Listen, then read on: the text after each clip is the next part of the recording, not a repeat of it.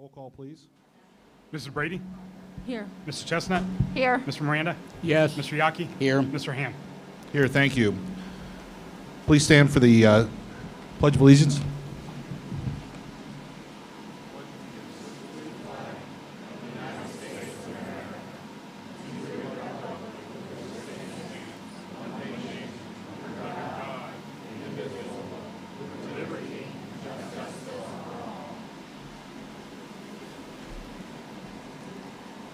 Thank you. We'll need a motion to approve tonight's agenda. So move. Second. Motion is second. Any discussion or changes?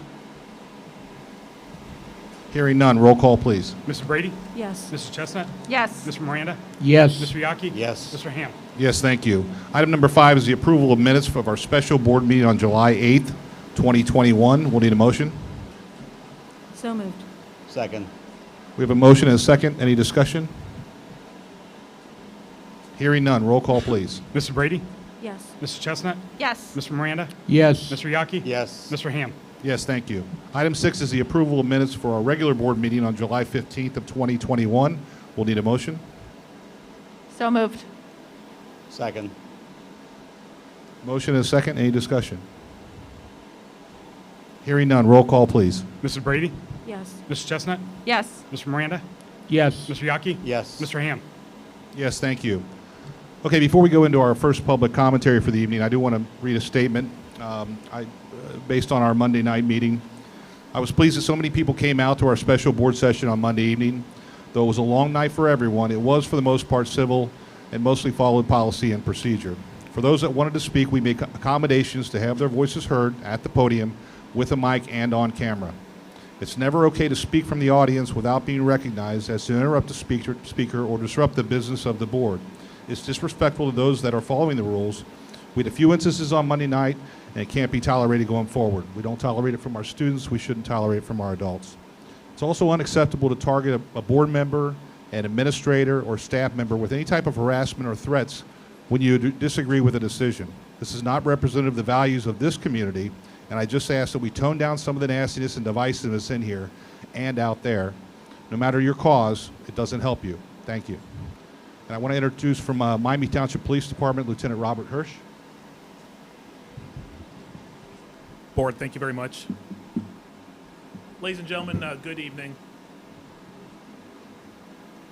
Let me first say that tonight you will have the opportunity to address the board during the public participation portion of tonight's meeting. I would ask you to be respectful and orderly. Once the public participation portion has ended, the board will need to conduct their meeting, and I want them to do that without disruption. We have an opportunity here tonight to show our children democracy in action and what makes the United States of America the greatest country in the world. Just get your cooperation, we can do that. Thank you. Thank you. Okay, we're going to open up for our first public commentary of the evening. This is the public commentary. We'll have 30 minutes. Each person will have a maximum of 3 minutes, and the topic for the first part of the commentary has to relate to tonight's agenda. Jennifer Zent?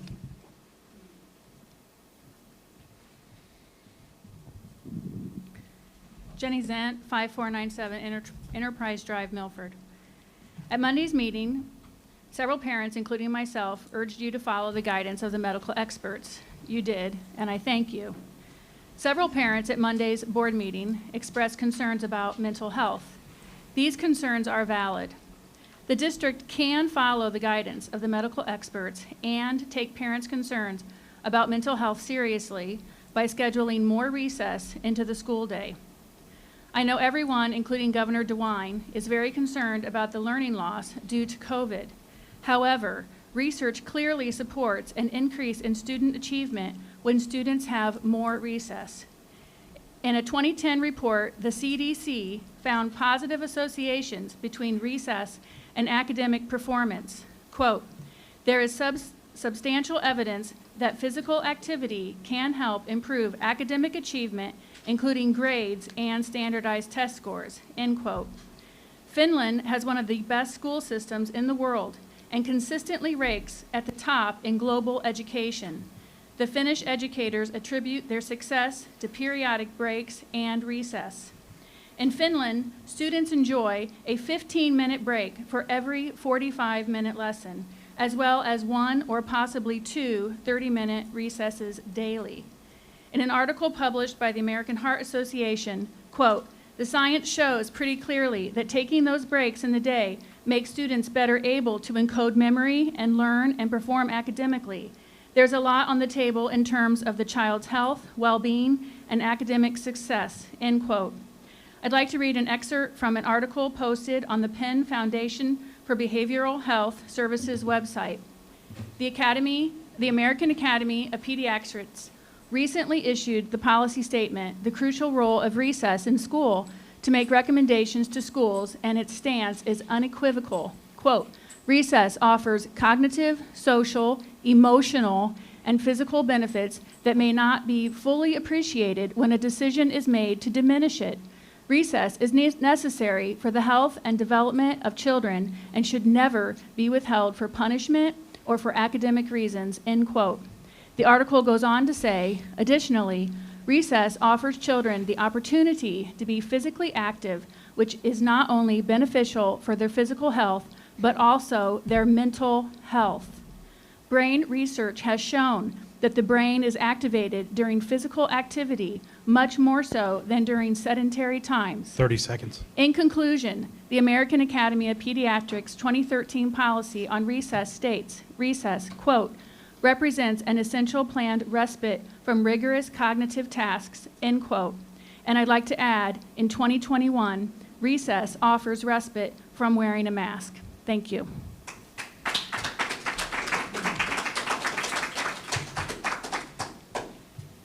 That's all I had for the first public of agenda items. All right, thank you. We're going to move on to item C, which is our treasurer's report. Treasurer Brian Rabe. Thank you, Mr. Ham. First item, recommended approval of the financial reports for the month ending July 31st, 2021. We need a motion to approve the board reports for the month ending July 31st, 2021 as presented. So moved. Second. We have a motion and a second. Just a couple items to point out. We did start receiving advances on our real estate taxes here in July from Claremont County auditors. Also, you'll notice on some of the reports, with the new state funding formula, there's a lot of changes in the formula where we're not getting funded for certain students that are going outside the district, but on the flip side, we're losing revenue, but on the flip side, we're also losing that expenditure. So we don't have that clear picture yet. The state is telling us the full funding formula will be released in October, so we'll get a clearer picture of what that is.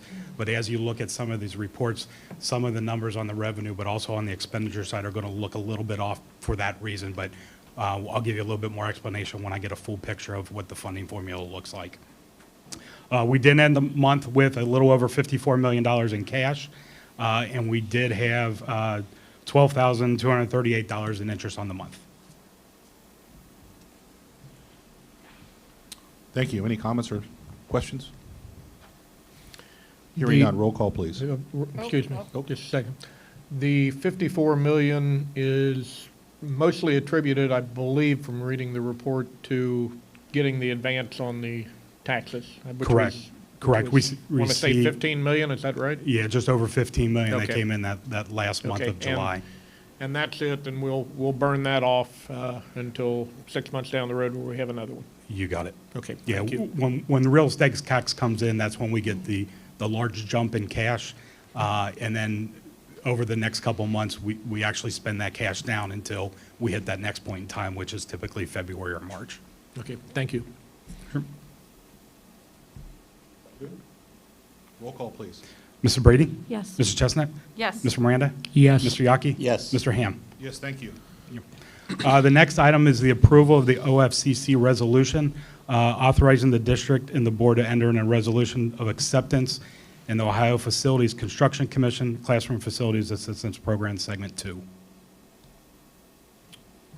We need a motion to approve the resolution authorizing the school district board to enter into a resolution of acceptance in the Ohio Facilities Construction Commission Classroom Facilities Assistant Program Segment 2. So moved. Second. Any discussion? This is the final resolution. We did receive approval from OFCC to join the program, which the board passed the resolution to accept that. And then on August 2nd, the Ohio Controlling Board made approval to appropriate the funds. So the funds are there at the state level. Now the board has to accept those funds from the state. So this is the final resolution. All the resolutions have been filed with the Board of Elections. So at this point, really, there's no turning back. Comments? Just thank you, Mr. Rabe, for making sure that we had to hit everything on the timeline in an appropriate manner and nothing we were scrambling to do. Everything worked out as you laid it out a few months ago. So thank you very much. Absolutely. All right, hearing no further comments, roll call, please. Mr. Brady? Yes. Mrs. Chestnut? Yes. Mr. Miranda? Yes. Mr. Yaki? Yes. Mr. Ham? Yes, thank you. The next item is disposal of textbooks from St. Elizabeth and Seton. We need a motion to approve the disposal of items purchased with auxiliary service money for St. Elizabeth and Seton. So moved. Second.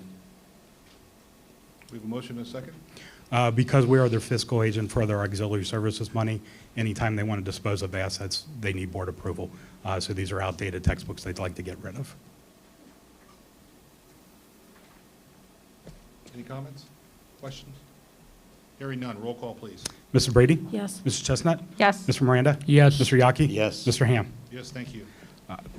Next item for approval is the annual appropriations resolution. We need a motion to approve the annual appropriation resolution. So moved. Second. So at the end of the fiscal year, we filed the reports with the Claremont County auditors. So now we're at the point where we can approve the appropriations, which is basically the spending limit on the various funds that we have to start the school year. We did do temporaries back in June to get the year started, but now that we have the reports back, we can do the annual appropriation. Comments, questions? Nope. Hearing none, roll call, please. Mrs. Brady? Yes. Mrs. Chestnut? Yes. Mr. Miranda? Yes. Mr. Yaki? Yes. Mr. Ham? Yes, thank you. The final item is just an informational item. Because we do use a procurement card, like a credit card, and we do receive rebates on that, we are required to report back to the board what we do receive back in rebates. So for the past year, we received $1,851.49 in rebates from the use of the credit card. And that is all I have. And that just goes back to general fund? Goes back into the general fund, yes. Miscellaneous. Okay, thank you, Treasurer Rabe. Thank you. Moving on to item D, our superintendent business, Superintendent John Spicer. Thank you, President Ham, members of the board. This evening, we do have a mental health update. We do have Will Cates with us here. Will is our Director of Mental Health Services.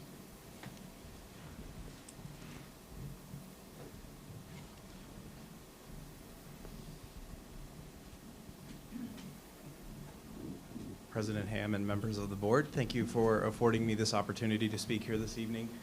My name is Will Cates. You may need to turn the mic on. Is it on? Oh, there we go. There we go. Maybe a little closer. All right. President Ham and members of the board, thank you for having me here this evening to speak. My name is Will Cates. I'm the mental health coordinator for Milford Exempted Village School District. By trade, I'm a mental health therapist. I have a background in clinical mental health counseling. And just to tell you a little bit about my role here, I supervise a team of mental health therapists in the district. We have 7 staff mental health providers. Their formal title is mental health interventionist, and those mental health interventionists are very unique to Milford. They are master's level mental health clinicians, and we have one assigned to each building in the district with the exception of the junior high, where our therapy services are supplemented by Best Point Children's Home, which is formerly called Children's Home of Cincinnati.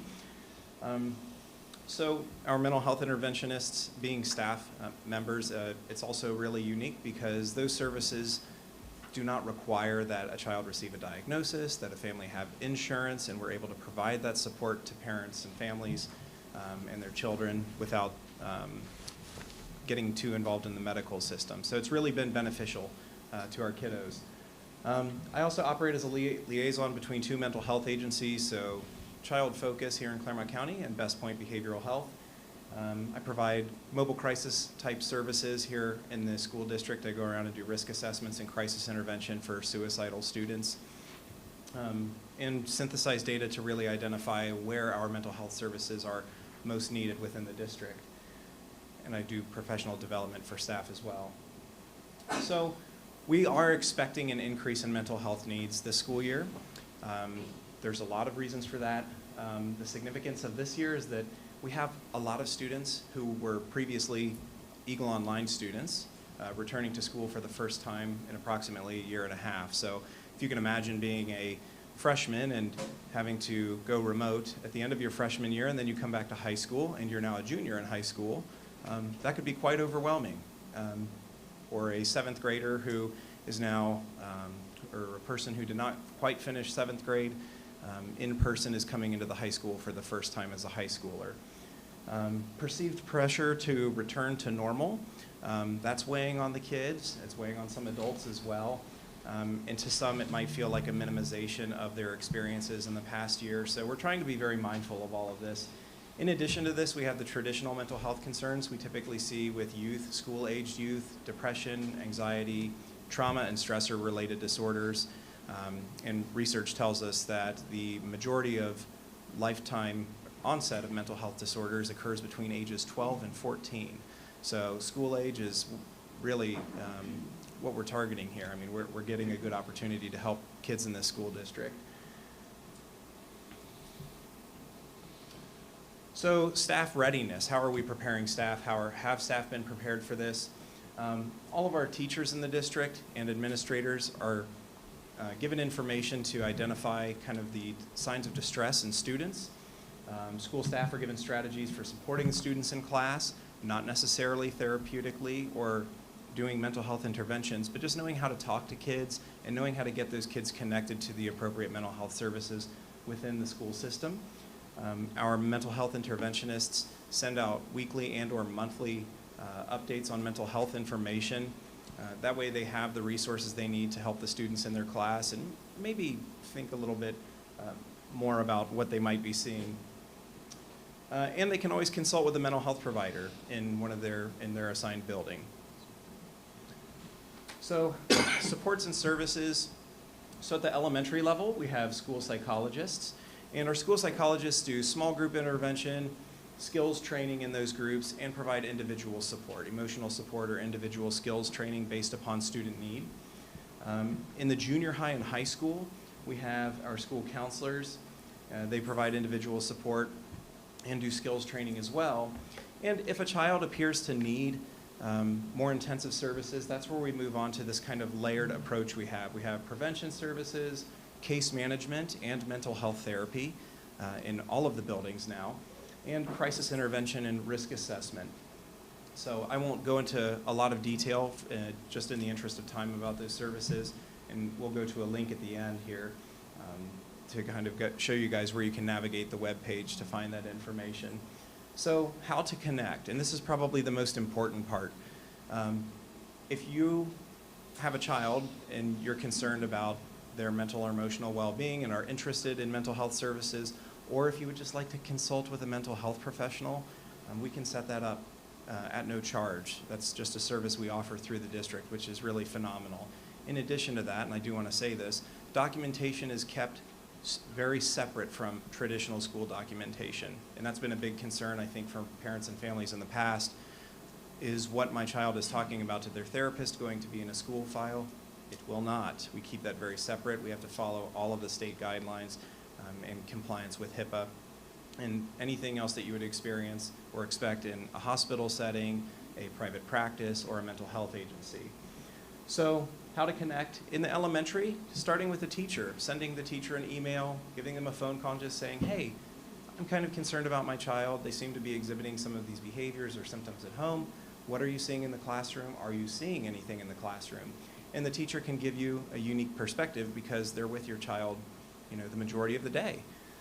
The junior high and high school, start with a grade level school counselor. They are an excellent resource for getting getting your child connected to mental health services. They themselves do some of that intervention, as I had said a couple slides ago, and they can consult with the mental health providers that are on site.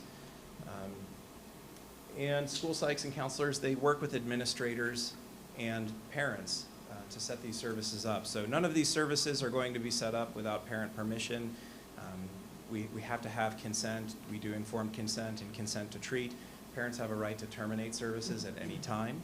So it's very much treated like a traditional mental health service that you would get anywhere else, except we're able to offer these services in the school setting where kids need them and where kids are most frequently in attendance.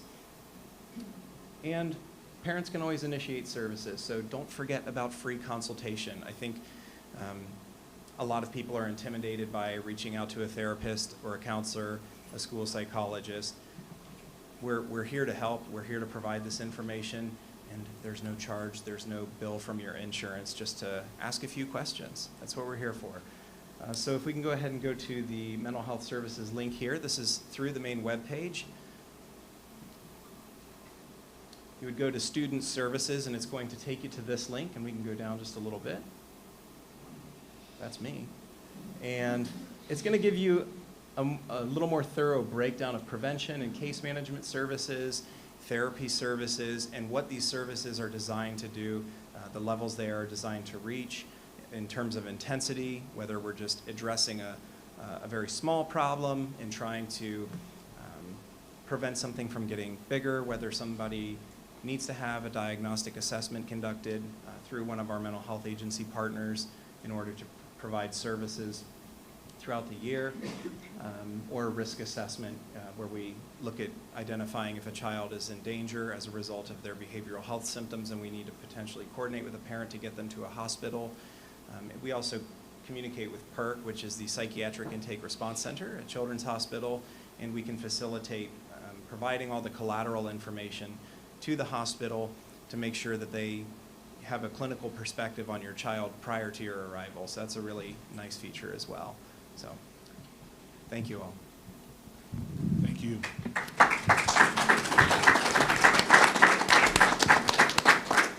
Any questions from the board to Will? Will, don't go away from the microphone. Not yet. I think it's important for everyone to know that Milford was at the forefront of making sure that we had mental health interventionists in our buildings early on. I'm certainly a leader in Southwest Ohio, if not all of Ohio, and Will was the start of that. So we're very grateful that the board supported that a while back, and certainly wonderful, Will, for sure. Thank you. And just as kind of a bit of an informational piece, I mean, we've been able to help approximately 500 students a year in mental health services, which is incredible. So thank you all. I wanted to say thank you for inviting Will to speak tonight. And I think this is, the world shut down with a switch in March of 2020, and it's not going to turn back on with a switch. And so I think for people who've been at the meetings, I've been asking about this. How are we supporting our kids? I mean, this week is stressful because it's back to a situation that we haven't been in a while.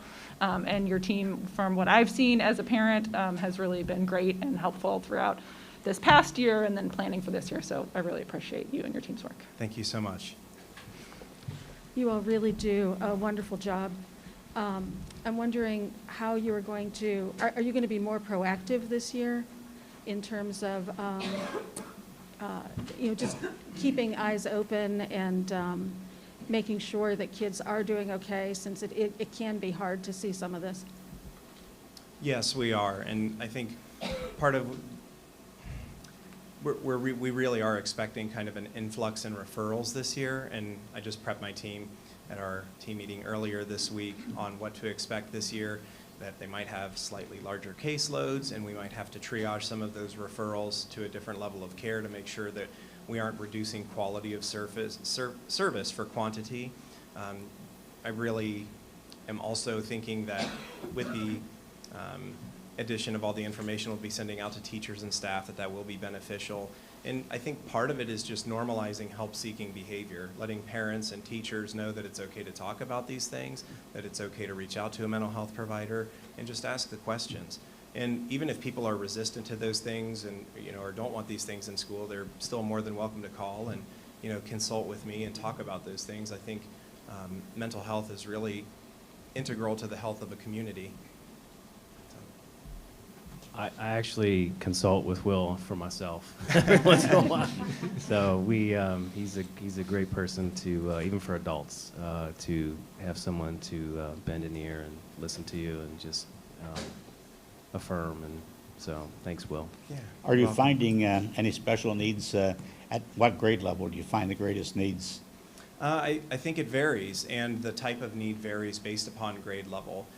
You typically see more of a behavioral manifestation of symptoms in little kids, so grades maybe K through 2, and part of that is just a result of not quite having the vocabulary to accurately express what they're thinking and feeling.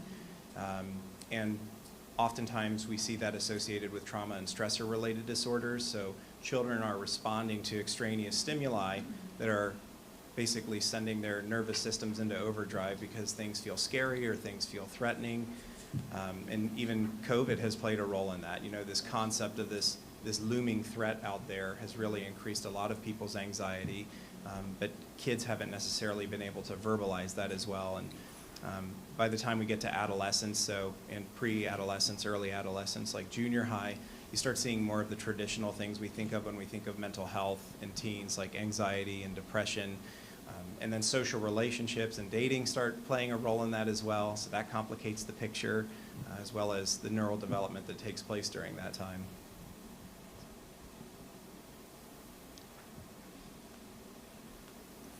Other questions? Just thank you for all you do. Thank you all. Yeah, thank you. And I want to, just to go on to John's point, we really were ahead of the game when it comes to mental health inside our district, where I think we went ahead and created this network and brought you in, Will, to create this sort of system that we have now, which is fantastic. And now we're seeing that the state's sort of catching up with us, where they're now understanding that this is something that needs to be funded, and we're seeing some of that, which hopefully will allow us to continue to expand that program. Yeah, and I do want to say Jenny and John both played a huge role in that. Mr. Spicer and Mrs. Berkeley played a huge role in bringing these services to the district as well. In fact, Jenny and I had spoke at a conference last year to the entire state, because we were really the only school that had this model at the time, with our own staff members, own mental health treatment team, and people really are trying to catch up to it, and I feel very proud of that we have this here. I wonder, it's really nice to hear about a program like this, and given that you're dealing with children and, by extension, their entire family, you obviously would give personalized advice to children, I believe, that you're seeing on a regular basis, or your staff seeing on a regular basis. But in terms of the broader impact on the community as a whole, is there any particular aspect of this program where you will be giving, say, advisory notes to just the general public, say families? We tend to see these sorts of behaviors manifesting in mental health difficulties in school. We recommend either maybe something specific or some specific pieces of literature that you might find interesting. So I'm just curious how your role will be presented, say, to the parents. Okay. So in the past, and I try at least a couple times a year to send out information to the public, especially if there's something significant going on in the community. So when COVID-19 first became a major headline and we started looking at going remote, I sent out information on how to support kids from home and think that our services would still be available, which we had switched completely to telehealth at that point. So that was a major adjustment for us. Especially given the power of in our work is largely in that interpersonal connection. But we do send out resources, or try to, regularly to the public, and at any time if the public is interested in particular resources or information, we can help you guys locate that stuff. I had already wanted to send this out and have not sent it out yet, but you guys will be seeing it within the next week. Information on kind of back to school guidelines and what to expect and what you might see out of your children being back in schools that are now at full capacity again, and things like that. So, but again, if there's any time you want specific resources or kind of general stuff, feel free to reach out. My contact information is on that the support services page. So, Yeah, thank you. yeah, you're welcome. Thank you. You're welcome. Thank you, Will.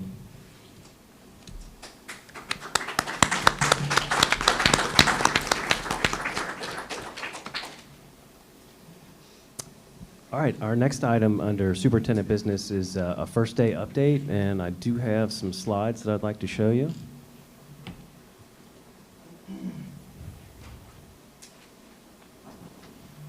Turn it down just a little bit. So there's just some great pictures of our first day of school. We had a wonderful day yesterday with students. Our high school principal had over 20,000 steps. I think I had about 13,000 by the end of the day. We did have just a wonderful time. We had the Miami Township Police Department, Fire Department. I do believe that Milford Fire was also down at the schools as well. So, you know, it's great to have students back. Had the pleasure of visiting all of our buildings yesterday. So as you watch just a few more of these slides, what I would like to say to you, those that are listening, watching us live, our board members, and certainly those here in the audience, is that what I do know is our teachers, our principals, secretaries, aides, custodians, bus drivers, nurses, we have service dogs, everybody showed up yesterday, and they're going to show up for the rest of this school year for your students, for your children. And I'm super proud of everyone in the district for all they do for them. And so I would just ask that if you find it within yourself, someone does something great, send them a nice note. I think it'd be a nice gesture. That's it. Oh, the last picture was the best picture. Bob Ross made it. Yeah, Bob Ross. Bob Ross made it. Reincarnated. That's hair and no hair, right? Yeah, the extremes. But I did have the opportunity to visit classrooms, and what I did note was that some teachers did ask me about the opportunity during certain instructional times of the day if they could unmask while they're teaching their students. And those that asked, I did reiterate to them that just like last year, they can use their judgment when they're not directly on top of students, that they should indeed unmask for instruction. So they have that opportunity to use their best judgment as they're doing so. John, excuse me for a second. Yes.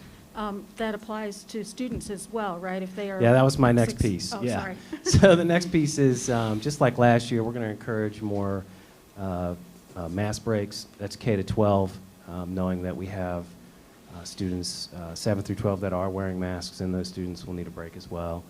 And certainly, you know, we have been advocates for the last, prior to COVID, about brain breaks, and leading into some of what Jenny Zent, our first speaker this evening, kind of referenced.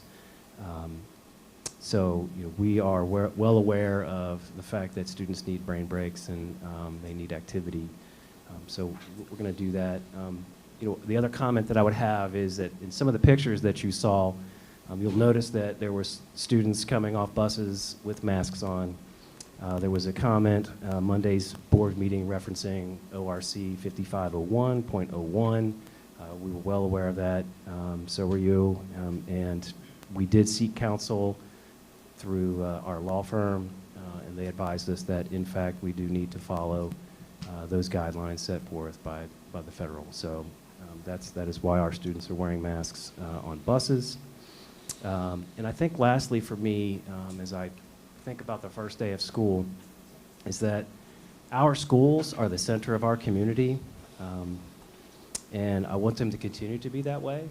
Right now we're a little fractured, and I know that the greater Milford school community will come together no matter what.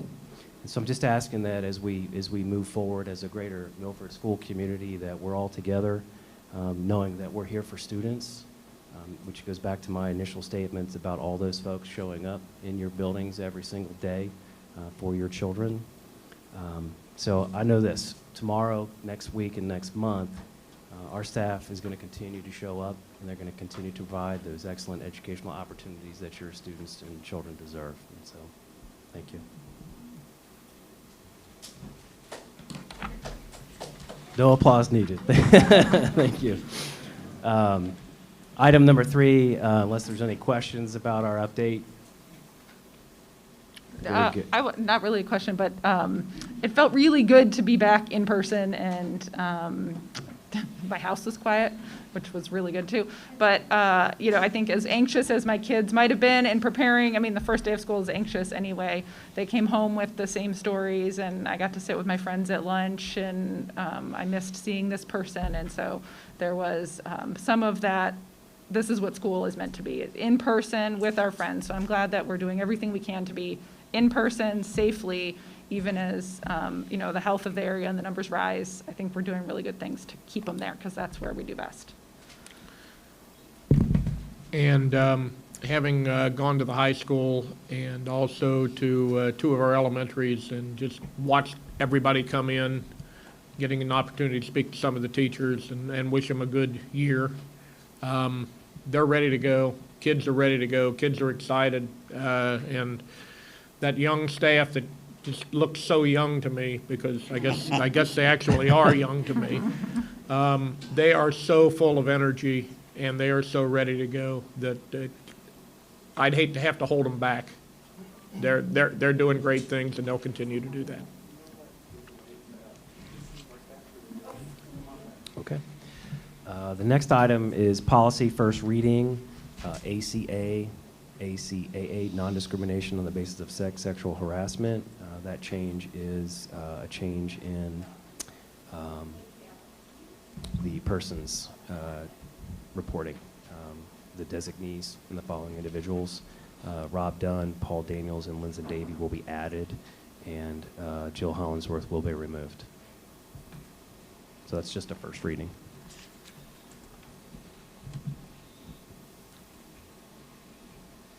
Okay, we'll move on to item E, which is our human resources business. Back to our superintendent, John Spicer.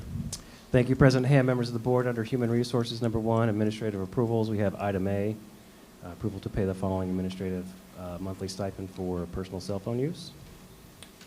Need a motion to approve item A, numbers 1 and 2 as presented.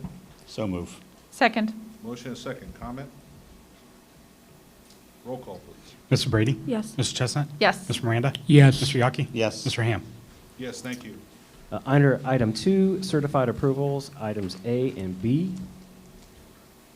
Motion to approve under certified approvals, items A and B. So moved. Second. Motion and a second. Comment? Hearing none. Roll call, please. Mr. Brady? Yes. Mr. Chestnut? Yes. Mr. Miranda? Yes. Mr. Yockey? Yes. Mr. Ham? Yes, thank you. Under item 3, classified approvals, asking for your approval of item A, B, C, D, E, F, G, and H. Under classified approvals, we need a motion to approve items A through H. So moved. Second. Motion and second. Discussion? Comment? Hearing none. Roll call, please. Mr. Brady? Yes. Mr. Chestnut? Yes. Mr. Miranda? Yes. Mr. Yockey? Yes. Mr. Ham? Yes, thank you. Under item 4, athletic extracurricular supplemental contract recommendations for the 2021 school year, items A, B, C, D, E. I believe that F. would be 21-22 school year. Indeed. Thank you for that catch. It should be 21-22. Living in the past. Not me. Looking forward to the future. So that would be a correction for 21-22. The date is correct on down in item That is, B. A through G is correct. We'll need a motion under item number 4, the athletic extracurricular supplemental contract recommendations for amended 21-22 for items A through G. So move.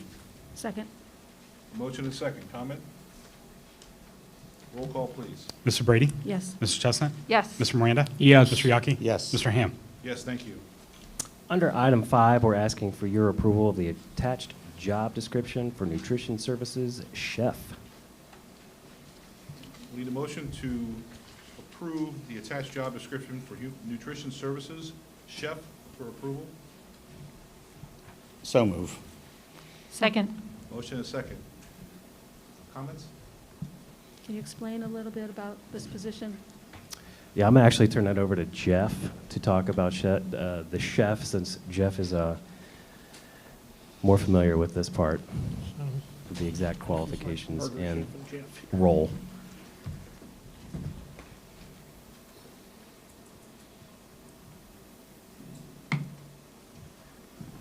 So this is an additional position at the high school. It will be a part-time position. And the main responsibilities and the main thing we're looking to do is to develop new and better choices for our students, both from our Cooking from Scratch program that we've been doing for years, and just bringing in some new and better ideas so that we can increase participation, get good food in front of the kids. You know, with the staffing we've got, it's been a challenge to do that. I know there's been some questions about, you know, is this just for the high school? The position will be just at the high school, but some of the things that come out of this person certainly could go out to our other buildings as well as some of the other districts that we work in. And it will be paid for out of the food service account. Jeff, can you explain a little bit about that food service account and how it has to be spent, you know, all of that stuff? Yeah, so our food service account is an enterprise account, so they're required, you know, to stay in the black so that we don't have to fund any of that from the general fund, and they've been doing that. I don't know, I've been here almost 12 years, and I know they were doing it before I got here, so that's never been an issue in the past, and we continue, and Jerry and her staff continue to do a good job of doing that. They also cover all their own overhead expenses. They also cover some of the overhead. There's a formula calculation that Mr. Ray puts together to cover like some of the, you know, the building utilities and things along those lines, so they cover those things. And the monies that are made with the food service account are required by federal law to go back into the food service account. We can't take any of that money and just slide it into the general fund or decide to pay for something that doesn't have anything to do with the food service program. And we get audited on that on a fairly regular basis. And that is unique. I think that most school districts out there, they either hire out and therefore they're spending money on their food, or if it's internal, a lot of times they have to take money from the general fund to pay to make up the shortfall.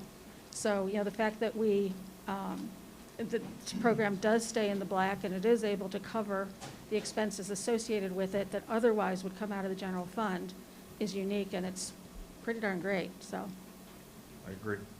And I hear, working with other organizations around here, specifically the Claremont Developmental Disabilities, I know they've reached out and started using our services. Milford Nutrition Services has a very good reputation among the people who need us for either short-term needs or even moving into longer-term needs. We have numerous schools, some districts, some individual schools come to us and want us to provide those services. I work with Jerry Levy very closely to evaluate all of those so that we don't, I don't want to say get in over our head, but just make sure that we're being very strategic and very smart as we expand. The board voted a couple of months ago, we're starting Norwood schools this year for the first time. So again, when we get those requests in, we take a real hard look at whether or not it really fits into what we're doing. Can our existing staff and our overhead handle the additional work? Would we need to hire additional people? You know, does the school that's requesting those services kind of fit into how we run our program, or at least open to changing, all those kind of things, just to make sure that it's a good fit before we even bring it back to the board for approval to add any additional schools on. And as those schools utilize this service, they pay a prorated portion of that back? No. How's that handled? No, I mean, there's overhead in each of those schools that they're responsible to cover by the revenue that's generated at that program. Mm-hmm. They don't pay a fee. The school districts don't pay us a fee. We make money off of selling lunches in their buildings, just like we make money off of selling, you know, lunches in our program, in order to cover all those overhead costs, as well as obviously our food and labor in the individual kitchens and everything. Okay.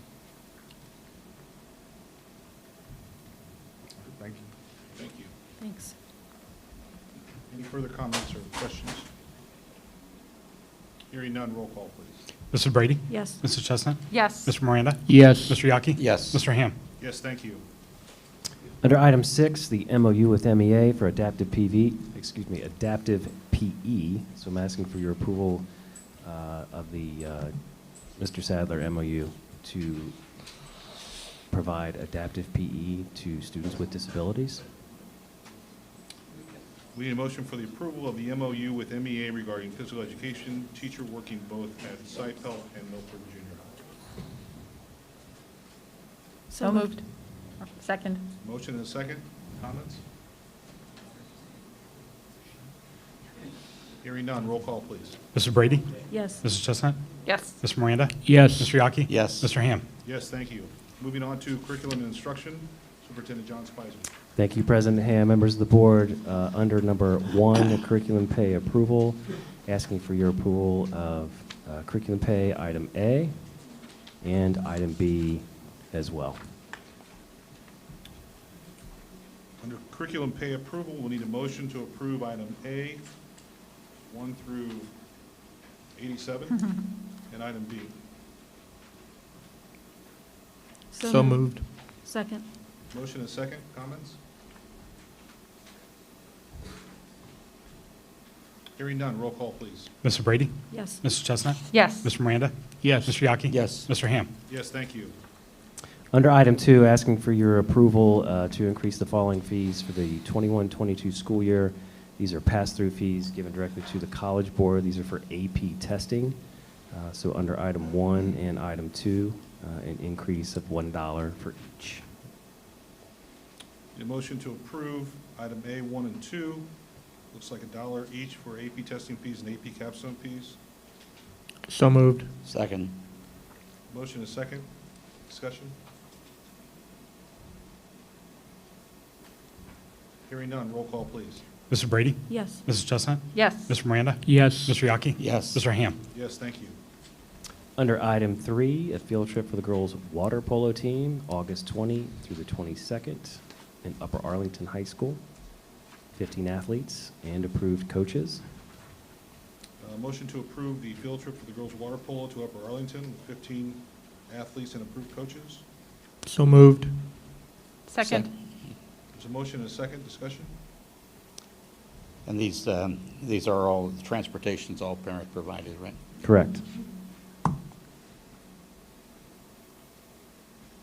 Hearing no further discussion, roll call, please. Mrs. Brady? Yes. Mrs. Chestnut? Yes. Mr. Miranda? Yes. Mr. Yaki? Yes. Mr. Ham?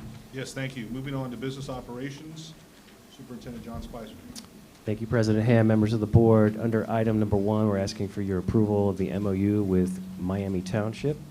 This is for an elementary school resource officer.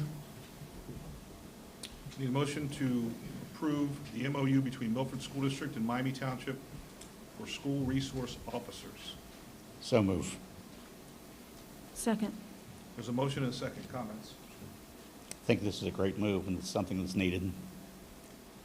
It's a very nice partnership with Miami Township. I'm going to ask Jeff to come up and speak a little bit about that partnership and then what that might also look like for Pattison. Thank you, Mr. Spicer. President Ham, members of the board, really excited about the expansion of our SRO program into our elementary schools. We've worked with Miami Township, and Officer Sherry Howard will be our elementary SRO.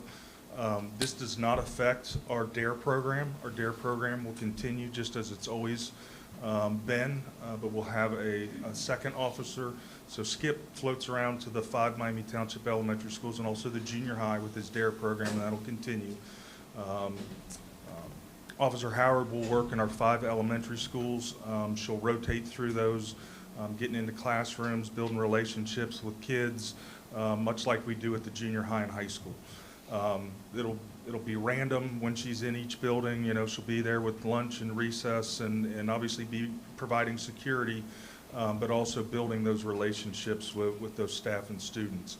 I also want to point out that Pattison is not left out of this. As you well know, Pattison is in the city of Milford. It's our only school in the city. I've worked with and discussed numerous times with Chief Jamie Mills. With one school, we can't afford to really dedicate just a single officer to Pattison full-time. But they've got a DARE program that's run through the city of Milford that will continue as it always has.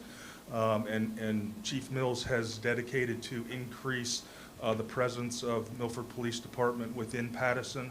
I just spoke with him yesterday, and he said that he foresees, hopefully, actually on a daily basis, now not all day, but on a daily basis, that Milford police officers will be in Pattison, again, building those relationships with those kids. And while it's not as formal as what we have with Miami Township, because we're covering multiple schools, Pattison is not left out, and the city of Milford and Milford Police Department and Fire Department continue to be great partners with Pattison. They're loved down there. They work great with Mrs. Selm. So I just want to make sure that because this is with Miami Township, there's not a thought that Pattison was left out. So we're really excited about this, and we've met with building principals, and Officer Howard's been out in the buildings already once teachers came back, and she was here for open houses, and you know, obviously in the buildings the last 2 days, and I've gotten nothing but fantastic reports just, you know, over the last week and a half.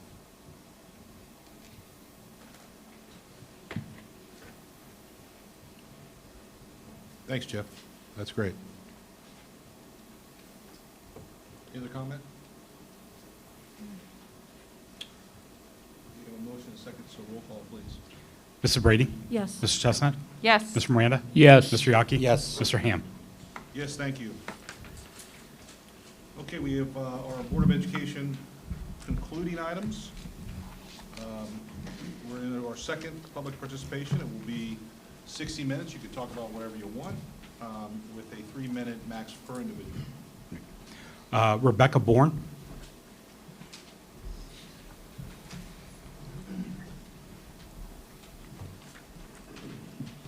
Good evening.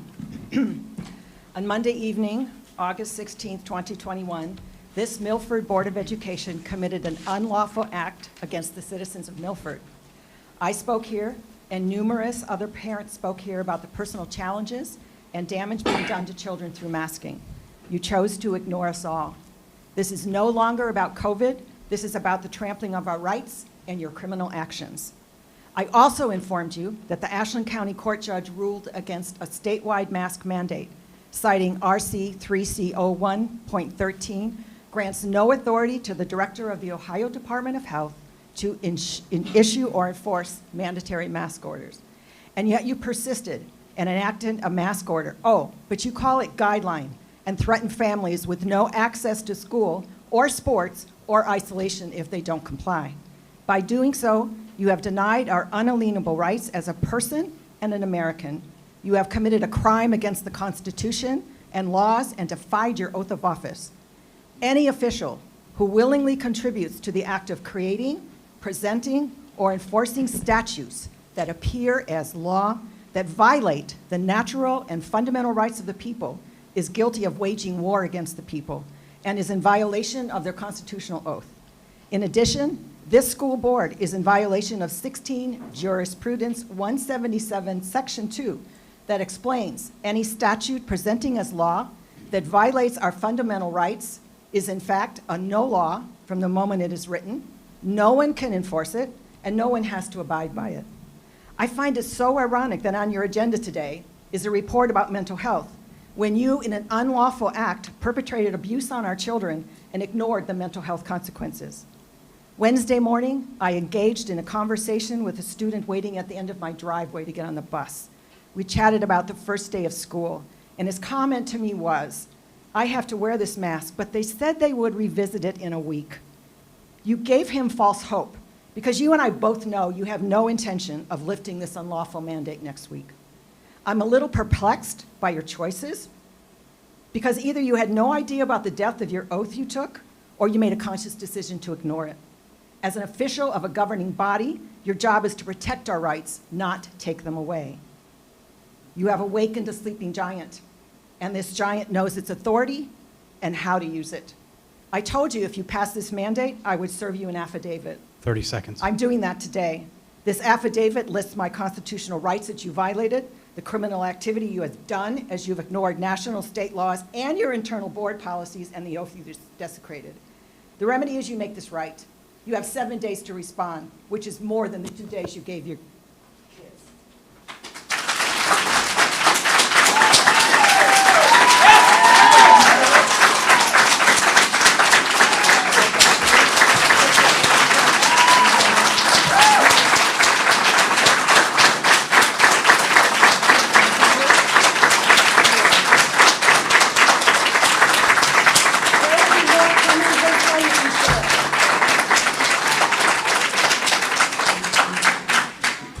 Emily Mason.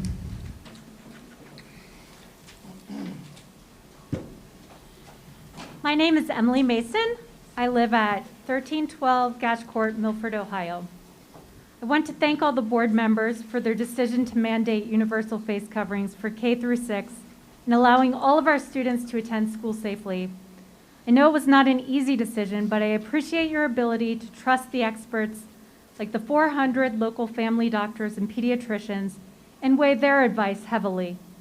By doing this, you are helping to mitigate our country's mental health crisis, allowing us to not go into lockdown again, and providing for our most vulnerable students. Mental health experts have said that children thrive on consistency and structure. By implementing a face coverings policy, according to the Department of Health's guidelines for schools, you have assured that all of our students can remain in school without interruption. Studies have also shown the importance of sports and activities in our students' lives. During lockdown, I saw the decline in my own children's mental well-being when they were not able to participate in their sports and activities. We cannot go into lockdown again, and your policy allows kids to continue to participate in these sports. 17.3% of the students in this district are at an economic disadvantage. Every day that they are in school, they are able to receive 2 free meals. This is incredibly important to their growth and development. Universal face coverings are keeping them in school and getting those meals consistently. I would also like to thank you for your willingness to let all the members of the community speak. I realize that the bylaws allow for 30 minutes of community participation at the beginning and 60 minutes at the end of the meeting. This allows for roughly 10 people at the beginning and 20 people at the end.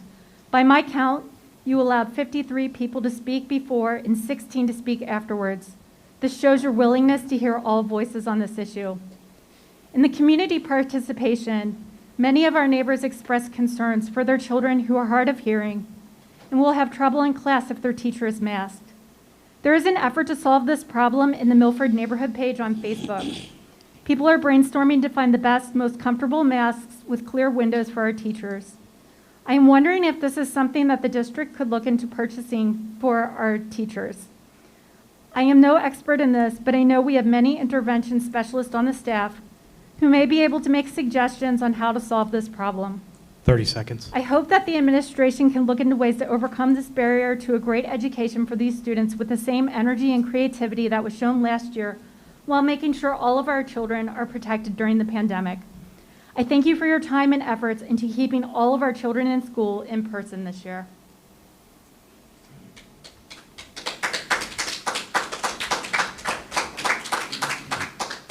Lisa Brockman.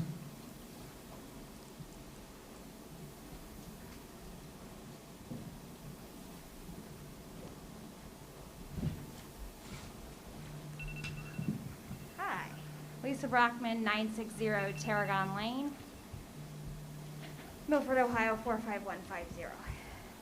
First and foremost, thank you. Thank you for serving. Nobody goes into education or local government to get rich. We appreciate you volunteering to serve our community. Thank you for researching the risks and benefits of universal face coverings prior to Monday's meeting and ultimately voting to require those face coverings for all students, staff, and teachers for the K-6 buildings at the start of this school year. Our community thanks you. While this role is often thankless, please accept our heartfelt condolences for some of the treatment you have received this week, as evidenced by the current heckling. While a squeaky wheel often gets the grease, You all chose to focus on keeping the car on the road, and I'm very proud to live in a district with such a dedicated school board. While I appreciate that our entire community does not currently support the decision, I'm hopeful that all residents will ultimately see some benefit for our students and community. And if there isn't, I'm reassured that you have built in the opportunity to reassess and adjust. As Maya Angelou famously said, do the best you can until you know better. Then when you know better, do better.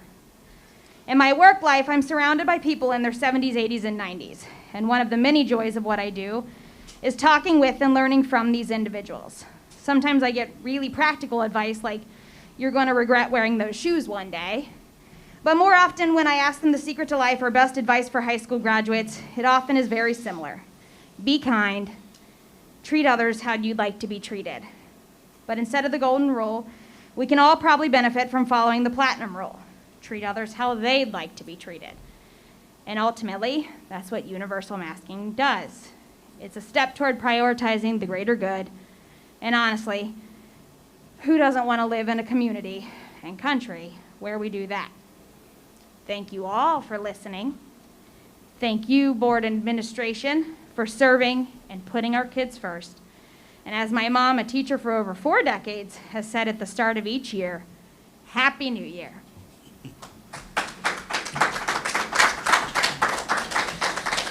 Joe Shaw.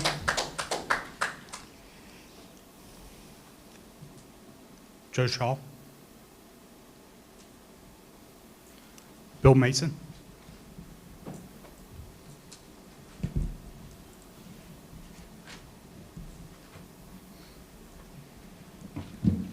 Mr. President and members of the board, my name is Bill Mason. I live at 1312 Gatch Court.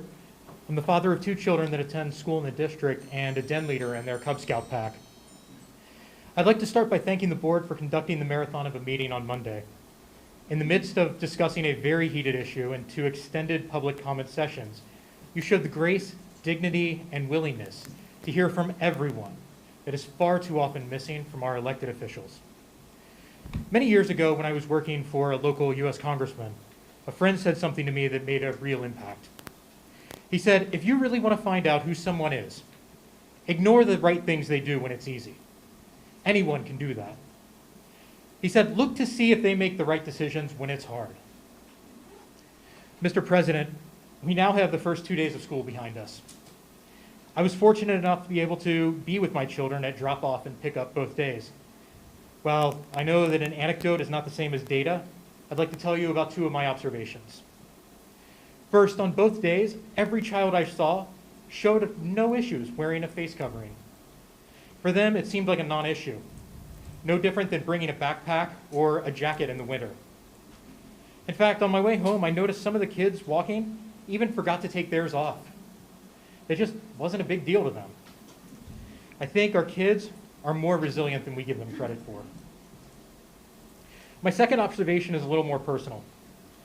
Both of my kids were in Eagle Online last year. It had been 17 months since they were able to see their teachers and friends face to face. 17 months since they were able to physically sit in a classroom with kids their age and learn. Yesterday, when I picked them up for school, I could see a new spark in them. It's difficult to put into words, but I could see it in their eyes. They had an energy about them that I can only describe as relief to getting back to some kind of normal. And only one day, it was incredibly obvious to me how important it is for our students to be in person, in a classroom with their friends and their incredible teachers. Mr. President, the board did the right thing when it was hard. You did the right thing for our students. You did the right thing for our teachers. You did the right thing for our parents, our grandparents, and our community. You listened to the experts, the professionals, and the peer-reviewed data. You did not act on emotion. 30 you seconds. You did the right thing to keep our kids safe and keep them in school. I am so proud of our district, and I am so proud of the leaders on our board. All I can say to each of you is thank you.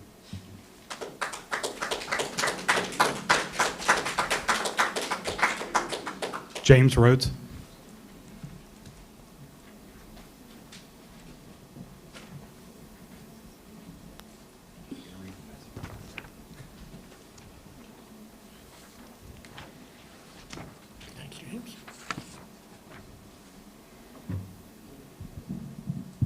James Rhodes, 1106 Heatherstone.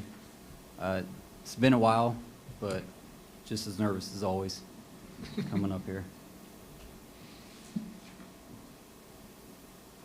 Out of all the times I've spoke, which you guys know has been a lot, only once did I get an immediate reaction, so I'm hoping to make this a second. I'm asking you guys to recall what was passed on Monday and review what I've just outlined as a proposed item to add to tonight's agenda. Please give it a peek.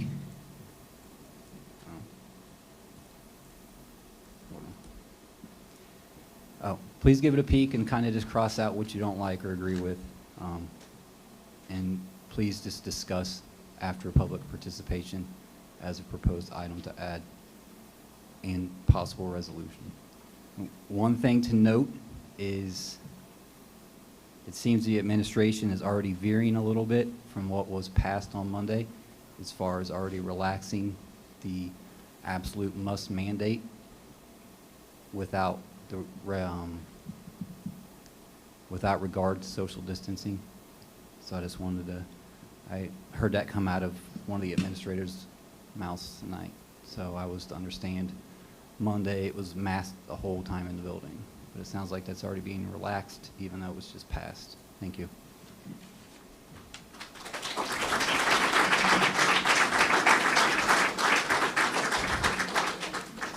Ashley Steinley?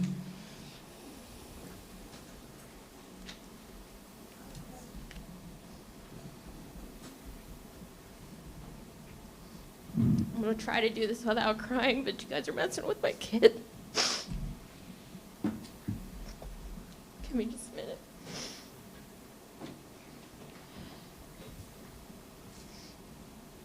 Ashley Steinke, 6103 Balsam Drive.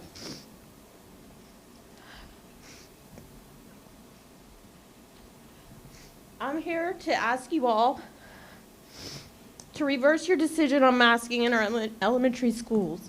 And I really hope you all are listening because I'll be honest, seeing board members coming with prepared speeches to an emergency discussion doesn't give me much confidence that you truly are. But I want to tell you how your mask mandate is affecting my medically exempt child. My child feels isolated and different. He has been forced to wear a shield while his peers wear a mask. He was crying this morning, begging me to let him wear a mask, something I and his doctor know would just make his school life harder just to fit in. He endures bullying and harassment because of his shield. Last year, a math student told him his shield doesn't even protect him. Someone else drew on it. It has been cut, and this year, just like last, kids are poking it. Masking healthy children and teachers is a detriment to his speech development. My child needs visual cues, seeing the mouth, lips, and tongue move to imitate and produce words and sounds. He didn't get that in the classroom at all last year under a state mandate, but now he's going to be further delayed this year because of the 5 of you. Are these things you considered when you voted to take away parental choice in masking children? There's a serious mental and developmental impact going on here, and it needs to be addressed and corrected. As of this morning, my child now has the choice to wear his shield or not, but even still, he left it on all day. He doesn't want to break rules, and he most definitely doesn't want to feel more like an outcast than he already does. Fix this before you completely break my child. His light is dim. This is not right.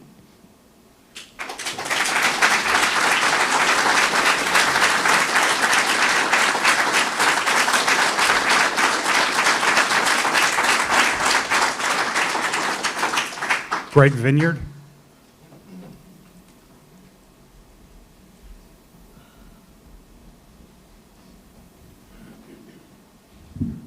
That's a tough follow. I'm Greg Vineyard, 5981 Katy Way.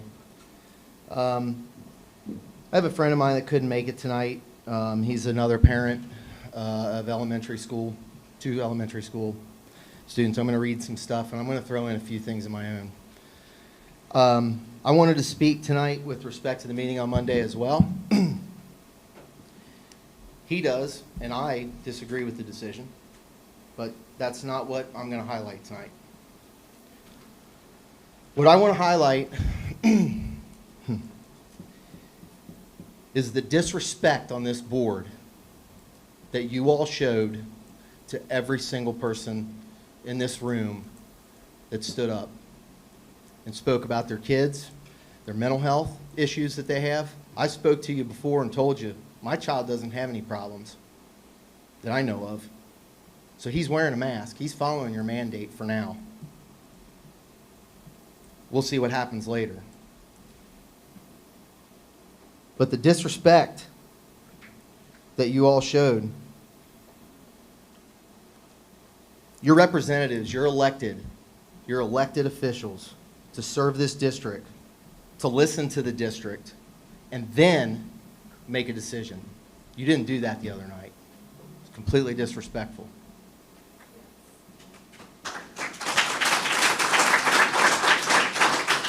So what did I find disrespectful? Some of you came in with a handwritten decision. How can we ever trust what you guys are saying to us when you come with a handwritten statement that you read off of? Disrespectful. Can you imagine a jury walking in on day one with a verdict written down on day one and reading that verdict? Disrespectful.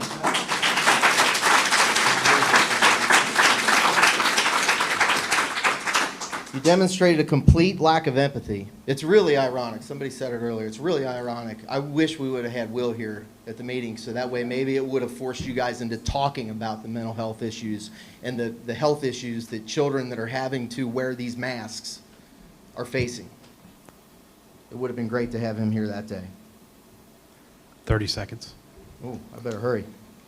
First off, that Milford Facebook page, it's a completely agenda driven by a certain side, and you get kicked off, you get banned, you get all of your stuff taken down when you do it. I was on it. I disagreed one time and I was forced off, so I hope you guys come up with a fix for it. We had a post meeting on social media, as we've talked about, some sort of victory. Self-serving, disrespectful. You paid zero credence to the superintendent and the teacher's preference, which they made clear. Yet they're the ones, John is the one, Jenny's the one, the teachers are the ones that have to clean up the mess every time that somebody walks in and has a complaint, or we have to deal with this with the kids. 3 minutes. You left them on them. One quick thing. Justin is a military, member of the military. In the military, we were always frustrated when higher placed undue burden and complexity on our jobs. Then they never got into the fight. In the military, when this happens, they get relieved of command. They're jobless, and because of the way this decision was handled, not the result, but the way it was handled that night, I hope you have another command lined up, because come November, you're going to need it.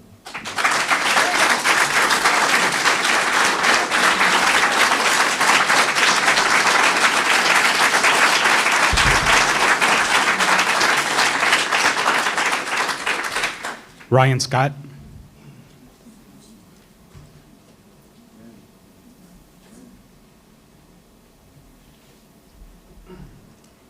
Ryan Scott, 1142 Hayward, Milford, Ohio. Board, first off, thank you for your time here today, allowing everybody to speak. Also, the extended hours for Monday, really appreciate that. Many of you might not be aware, Apple, 2 weeks ago, announced that they were going to start searching people's phones for child pornography and turning those things over to the police. It's phenomenal. A lot of people in this room, I'm sure you're hard-pressed to find anybody in this room that would disagree with that we want to punish those.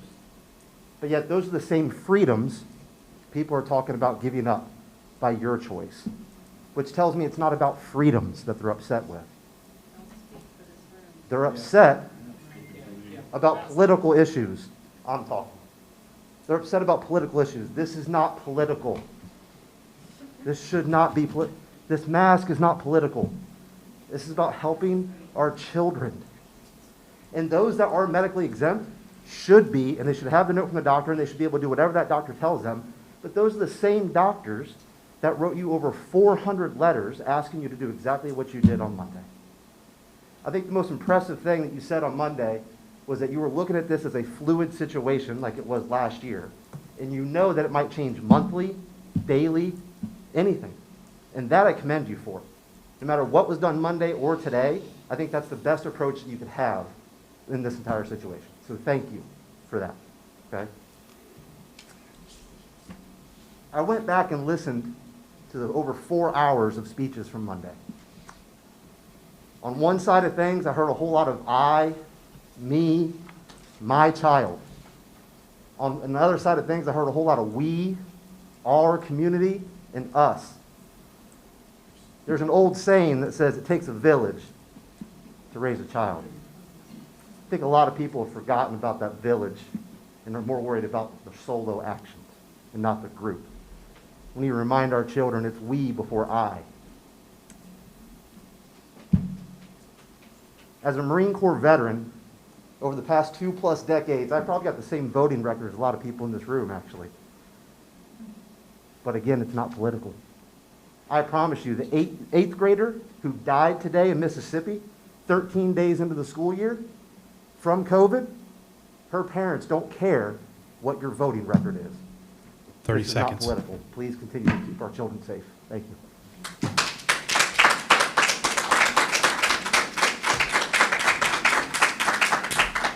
Matt Maston.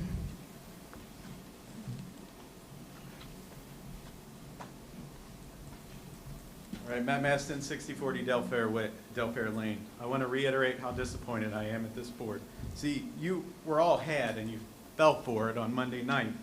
I also watched and listened to a lot of stuff following that meeting. And a board member, I saw it floating around, I hope it's not true, had posted that they had gotten home at 1 o'clock from a 4-hour meeting. They felt the need to do this, where they passed masking. The board member was bragging about what they had done. I would have stayed for 8 hours, first of all, if it was needed. The meeting wasn't a burden to me. It was, if I was bragging, I would be bragging that I fought for the rights and the majority opinion. The board member also stated that they were proud to stand up for science. Not the members of the district, not the kids, not the teachers, not the students, but science. That's not your all's job as a school board member. It is to listen to everyone I just spoke about and to take that under consideration and make a determination to support them. The board member also felt the need to mention they got a police escort out of here. See, that, folks, is when people can't come together, they act like that if you disagree with them, you're attacking them, you're threatening them. And I don't think it was nothing more than our wonderful police, which I thanked in the parking lot as well, offering up being nice, and I think it was spun for theatrics. Again, this shouldn't have been a PR move, a publicity stunt, a cute photo op out front, something to get recognition or something else. This should have been to listen and to make a determination. And for a board member to write their decision before the meeting is not their job. That's ours. Their job is to listen and to make a determination.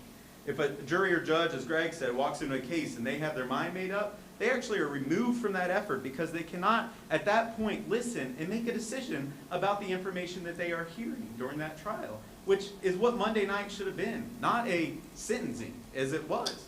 The rest of you all were duped, and we all know the saying, once it's on you and twice it's on me. Don't fall into the trap of listening to that board member.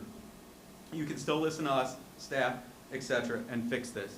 I asked what are the numbers to reverse this, because again, there are no outbreaks, which is a reminder that, you know, 1 per the soccer team fiasco, that information that the board member used as a spectacle as well, that 1 is not an outbreak, right? I asked Mr. Spicer, I would ask him to cover the numbers and touch base with the board daily, update us potentially after this meeting, after the public opening if he can. Again, no mandate from the governor, and Goshen says per their website, per the CDC and the Ohio Department of Health recommendations, it is strongly recommended but not required that students and staff wear masks. 30 so seconds. They're staying out of this operation business, and they should. And they say that they're following the CDC, which I heard thrown out a lot on Monday. And someone is interpreting their advice wrong, or they're using it for their own advantage. But here's the thing. Don't use our kids. Don't use my kid for your personal gain or recognition. And listen to the majority of the residents and staff, and do the right thing.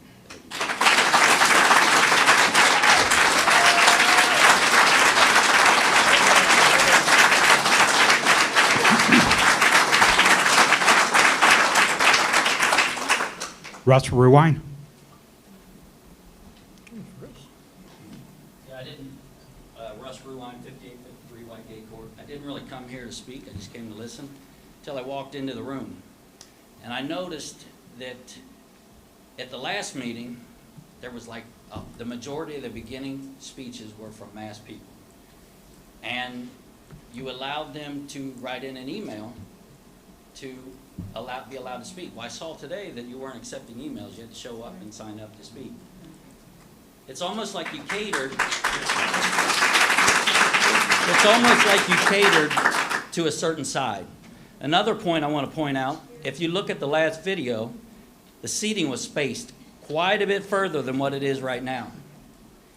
Now, I don't know if you were catering to them that night or just being disrespectful for us tonight. I don't mind. I'll sit next to anybody. I don't care. But it's just kind of hypocritical to kind of come here and see this. It's very insulting to me. You know, and I don't have a lot more to say, but if Greg, do you need anything else to say for your military friend? I could say. Come on up here then, because I've got 3 minutes.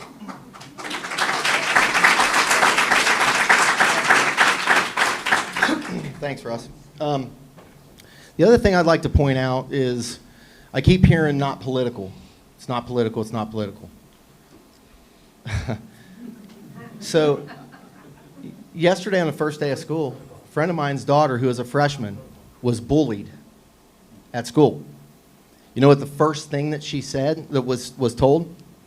You must be a Trump fan. That was the first thing that was said. And it was by a student that was wearing a collar with 3-inch spikes on it. And we're not worried about mental health. We're not talking about the kids, like I said before, that needs all this stuff. We're more worried about sending out surveys and talking about pronouns and talking about what everybody wants to be called. Guys, this isn't difficult to figure out. Our kids need you all, because you're the ones that have the opportunity to make this right. You need to recall this stuff. You need to get it figured out. It's not right. So for everybody that's saying it's not political, the bullying that's happening with, you must be a Trump fan. 30 seconds. I got news for you guys. This is absolutely political. It has everything to do with taking our rights from us. This was politically, if you can't tell me that this wasn't an agenda that was set forth, when you all walk in with handwritten notes, handwritten replies, you didn't listen. You didn't listen. So why don't we focus more on getting surveys from our teachers off the board, getting people to dress appropriately without weapons hanging off. 3 minutes. 3 minutes. Without weapons hanging off of that. And let's stop the bullying because of the political stuff that's going on.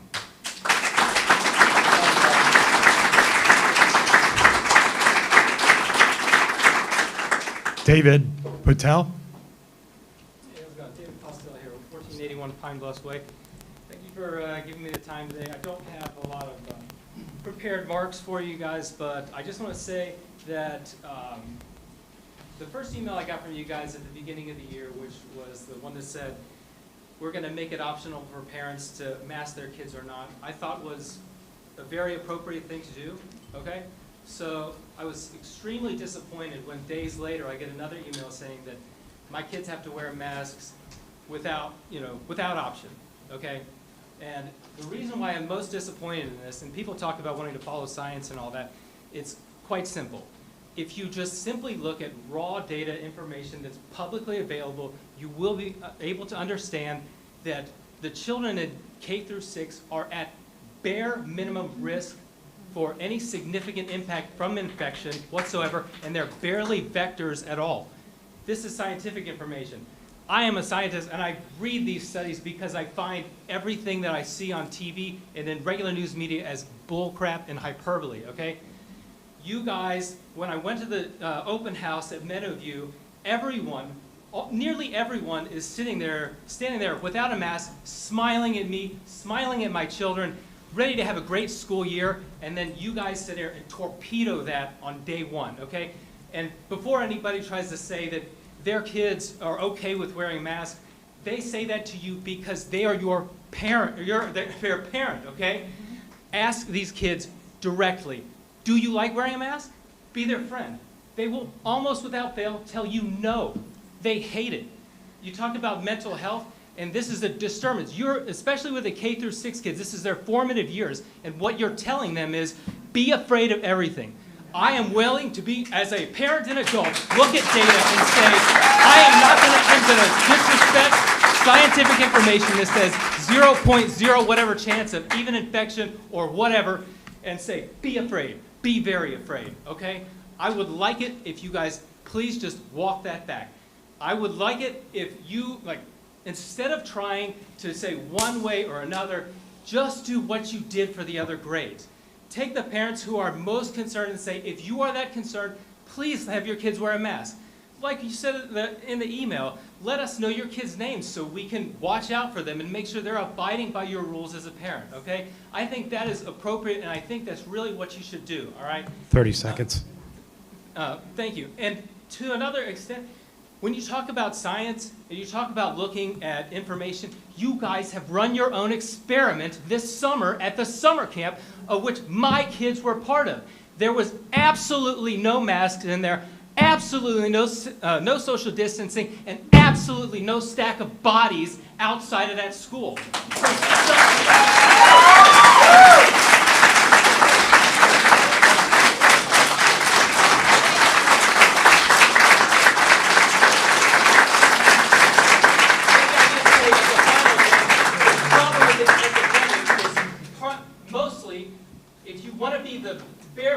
Bare bones truth about everything. It's a condemnation Sir, you of the passed health and fitness of our society. You've passed 3 minutes. Thank you. Thank you.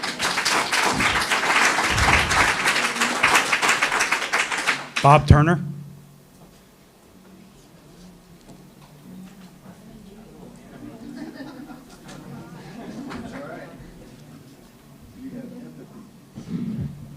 Wow, I've got to follow these guys. My name is Bob Turner. I live at 1150 Glen Echo Lane.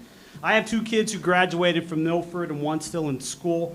My wife and I have never had a reason to come to a board meeting before. We have loved Milford schools. We're here Monday night to support those parents who were opposed to the mask mandate. I'm not here to take issue with your decision. You made it. But rather the dismissive tone directed toward those who don't agree with it. Officer Hirsch opened the meeting by saying, we witnessed democracy in action here. And I want to thank him and everyone else, his fellow officers, for all the things that they do for us daily. But he's right, democracy doesn't get any closer to us than at our local school district. It's also complicated, right? Because we're all neighbors. We all live close by to each other. Some of us might even work together. So it's difficult. But we have to work through that. We come here because we all have one thing in common, the welfare of our children. That's a strong bond that we all share and should not be dismissed. If we have differing opinions on what's right or the role the school should play, that doesn't mean one side is smart and the other dumb, or one side right and the other wrong. It's just a differing opinion. The democracy that Officer Hirsch spoke about plays out here properly when the board earnestly listens to the community with a measure of understanding, even if it's not an opinion they share. But again, there's a dismissive attitude towards those who are against the mandates. Your opening remarks tonight gave the impression that those who don't agree with the board are troublemakers, should be dismissed. You hide behind the bylaws. The bylaws should encourage discourse, not limit it. When that happens, and God forgive us all, we're not witnessing democracy anymore. Thank you.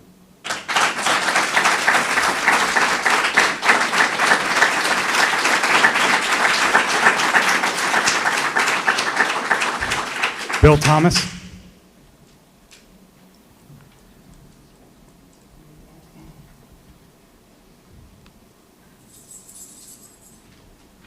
Bill Thomas, 838 Dorjeen. A lot of great comments tonight. I'm glad to see the public stepping up. As you may know, in the last election, we were pretty silent. We tried to run a candidate. I don't believe we would have been in that position if some of the dirty tactics from some of the folks that were running hadn't gotten away with it. So we need to step up as a community and support good candidates to take over this board. This current board, as Rebecca had served you guys with affidavits, I'm not being as nice as her. I'm serving you with criminal charges. And it was filed with the clerk's office. You all received an email. And you may smile and think it's a joke. You're being criminally investigated right now, as well as the superintendent, which breaks my heart. It really does. I'm disappointed. Some of you have an R next to your name. I serve on the Republican Central Committee, and you're a disgrace to the Republican Party. A disgrace. When this gets filed for these charges, you are practicing medicine when you are prescribing a mask to these kids. You don't have the authority, you don't have the right to do that. You may think you do, but you don't.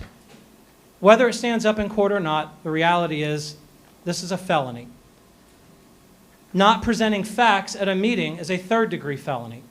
And while you may have gotten a response from your attorney may not know the Constitution, but the 10th Amendment says specifically that federal law, unless it's granted by the Constitution, cannot supersede state.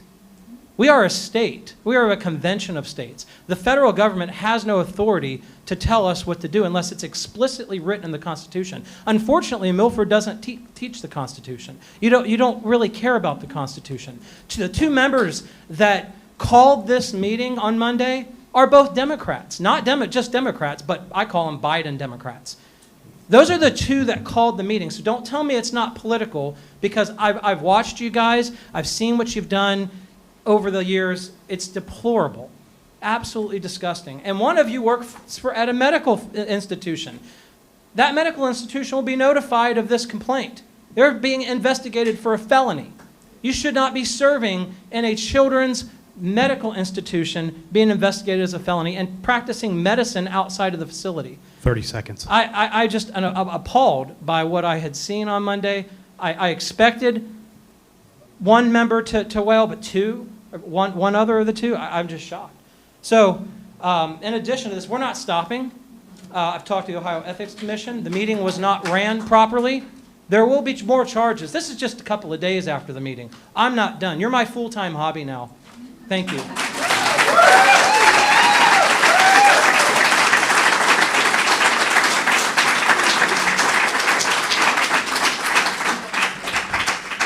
Maria Levin.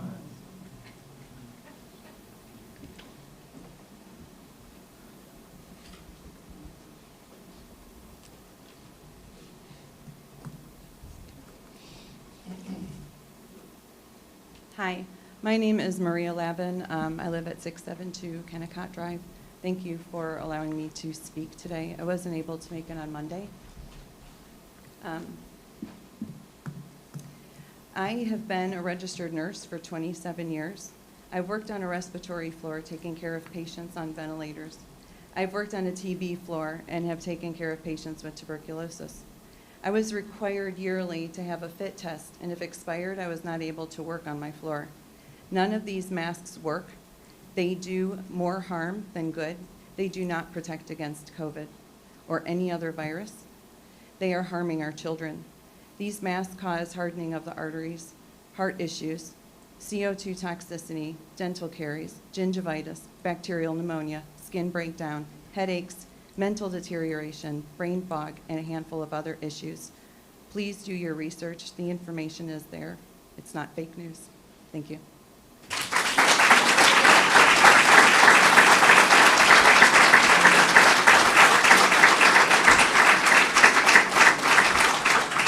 Melissa Nolan.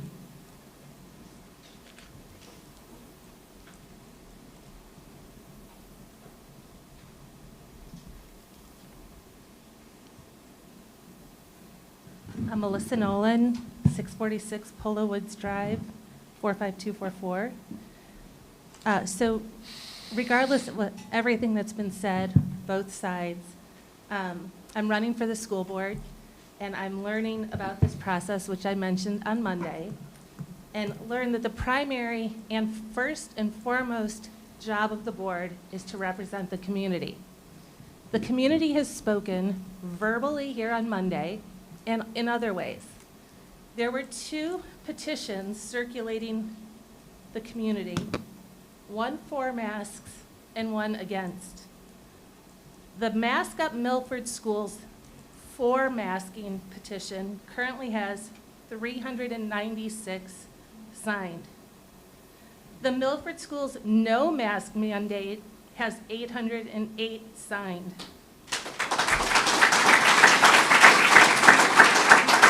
This purple graph was from the teachers. I'll read this because you may not have seen it. And I can't see it. Please check the answer that best aligns with your opinion. There was 169 responses at the time this was given to me. I believe K through 6 teachers should be required to wear masks. 45 votes, that is 26.6%. I believe masks should be optional for K through 6 teachers.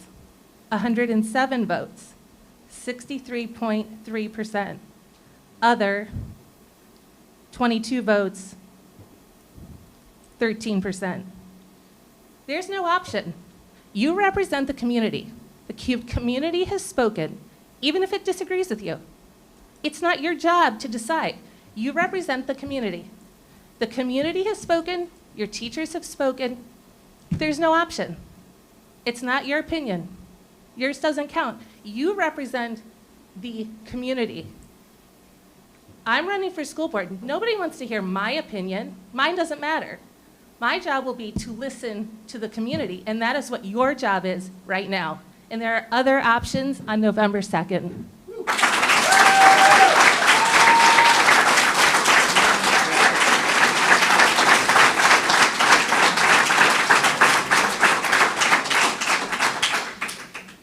That's all. Okay. Thank you. Well done, guys. Really well done. I think everybody came with a plan, came with a good speech, and you made good comments. And you were respectful of people's time, and I appreciate that. We are going to move on to item number 2 under our concluding items, which is our next regular board meeting, September 16th of 2021. That will be right here at Milford Schools Administrative Offices, 1099 State Route 131, Milford, Ohio 45150. Hopefully with air conditioning, or maybe we don't need it by then. Again, thank you for making it through this sort of hot environment as well tonight. I'm going to open this for our board members for any discussion or statements you'd like to make at this time. I would just like to thank, I've received 133 emails, very positive emails. I'd like to thank all the people who wrote and took the time to express their support. And I guess I'm very proud of this community for the decorum that they have. These are all very, very high emotional issues, and we all did a much better job tonight than we did Monday night. I'm just proud of you guys for keeping it civil and doing the right things and presenting your cases here. Thank you very much. Yeah, I have a few things that I'd like to say. First of all, I do want to apologize that none of the board members or the administrators discussed questions regarding mental health and children who medically cannot wear a mask at Monday's meeting. We should have. There's no question we should have. Lots of reasons probably came into play. It was late. It was very emotional. The atmosphere was tense. And we're human.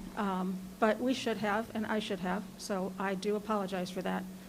Regarding mental health, you did hear from Mr. Cates. He and his team and the structure, the system he has in place do a great job. And as he said, if you have any concerns whatsoever, please reach out to the appropriate person. at whatever level you are in the school district. Regarding students with medical issues who cannot wear a mask, we never intended to force students who have documented medical issues that are exacerbated by masks to wear one. I have no idea why we didn't just say that on Monday night. But if that is your situation, please visit your doctor and get an order for a mask exemption. The intent of the motion, the mandate, was always to be as it was last year. So, once again, it was late, it was emotional, that didn't come across, but, the same things that were in place last year with breaks, with teachers being able to unmask if they are within a safe distance. A lot of the things that you have in here, James, are things that are being done. Some of them are not possible. Our schools are crowded. They were crowded last year when we had 26% or so of our students in Eagle Online. They're more crowded this year.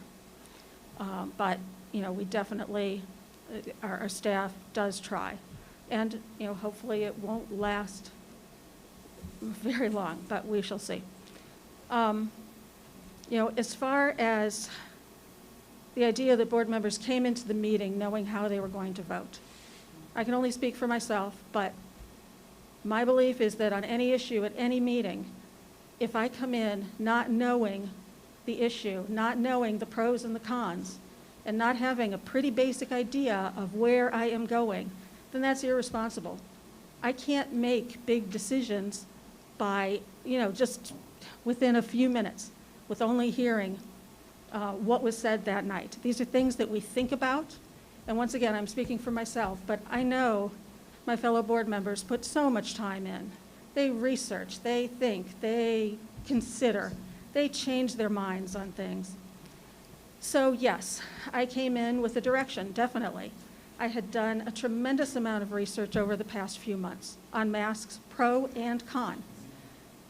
You think that you here are the only ones who are contacting us. Far from the truth. We have all kinds of people emailing us, calling us, sending us links. Once again, pros and cons. I've looked at all of them and then listened to you all here. Once again, pros and cons. One of our responsibilities is to represent the community. Yes, it's a huge responsibility, but also our responsibility is to keep our students and our staff members safe. So, as I said on Monday, this is usually an operational decision, and if board members feel like the district is in jeopardy in one way or another, it's happened financially in the past. This time, board members felt like there were issues with health and safety. So yes, I came in having done a lot of research, listened to you all, and after I listened to what was presented, I still felt like my best sources of information were recognized and highly respected medical institutions like the CDC, the AAP, the WHO, the NIH, children's hospitals across the country. Original source studies and statements from universities, and these are so many, Harvard, Stanford, MIT, Brown, Duke, Johns Hopkins, others. And the majority of doctors across the country, including over 400 local physicians, many of whom I know or know of. So, your statements were heard. They were taken into account. Certainly, things that I got weeks ago, and I was able to take the time and look at and research with, yes, I was able to internalize them more. So, on Monday for me, the case was I felt like we had to do what was best for the majority of our students and our community, using the best current science that I feel is the most representative of where we are, to help protect our students while they are in our buildings, to help reduce the chance of sickness and quarantines. Now, a couple people mentioned the statements that were made at the beginning of the meeting regarding threats. Now, I have not received any threats, but some of our board members have. They have. They were threatened if not outright with violence, with definite suggestions of violence. And I don't know most of you here, so, it may not have been you, but I would hope it's not you, but people were doing this. So, if we are going to have a community, a real community, that kind of thing just can't happen. All of us here, board members, administrators, are here because we care about the kids. We are making the best decisions we can based on caring about the students in our community. Disagreeing with our decisions, of course, and going into this, we knew that a large portion of the community, either way, was not going to be happy. But when threats start, and even the suggestion of violence, that has no place in our community if we're going to remain a true community.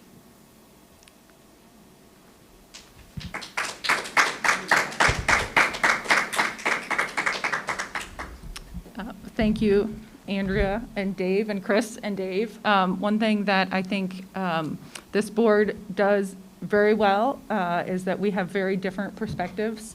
And I appreciate when we have conversations and I think, oh, I hadn't thought about it that way, and oh, that's a new way to look at it. And I think that we, the five of us, come from very different backgrounds and come together very well. And that's what makes us a really good board, that we're not all the same coming in. And so I really appreciate that.